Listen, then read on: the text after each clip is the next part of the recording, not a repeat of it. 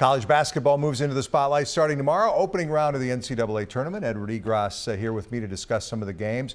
With a little luck, we would see the Texas Longhorns versus Texas A&M in the second round. What do you think? It's going to happen? Well, I have my doubts about this one. Texas A&M gets Green Bay, and the Aggies should advance, but Texas gets Northern Iowa, and I don't like the Horns in this matchup at all. Texas lost the first game of the Big 12 tournament. UNI is interesting. They have big wins over North Carolina and Iowa State. They had a horrible stretch, but put it together, beat Wichita State twice, another team that's in the NCAA tournament. Sometimes the inconsistent team is the most dangerous, and as much as UT has done this season, if a mid-major has shown they can beat the best, they tend to be the scariest. You know, I like this Texas A&M team a lot. A lot of people do. We'll have our Final Four picks in a minute.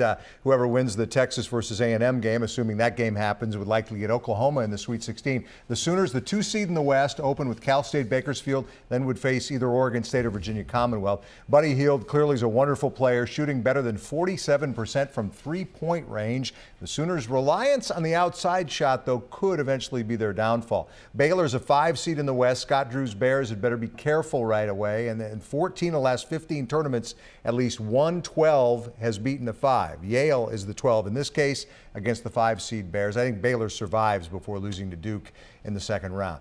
Let's pick some upsets, though. Who you got? Let's do a 14 versus a 3. Stephen F. Austin over West Virginia. SFA uses a smaller lineup, which is the way basketball is evolving these days. They're also forcing a lot of turnovers. The Mountaineers have great wins, but nearly all of them are at home. They haven't shown a lot on the road or on neutral territory, and I'm not picking it, but number 1 Oregon could fall in its first game.